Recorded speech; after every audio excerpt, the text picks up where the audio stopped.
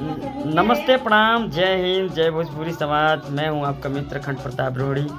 और जल्द ही एक रोज़ाना बजने वाला सॉन्ग आ रहा है शंभुनाथ जी का। आप गाना सुने थे, वायरल हुआ था, शिवा महादेवा शंभु। उसी के टाइप का मेरा भी एक सॉन्ग आ रहा है जियो म्यूजिक से, जिसके म्यूजिक डायरेक्टर हमारे गुरुजी गुलाम अली साहब जी और हमारे रवि सर जी हैं।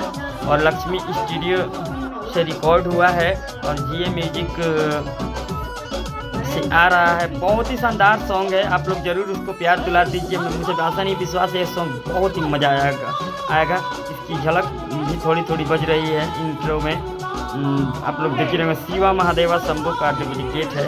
ओके, थैंक यू, नमस्कार। तो इंतज़ार कीजिए मेरे सॉन्ग का, शिवा महादेवा शंभु।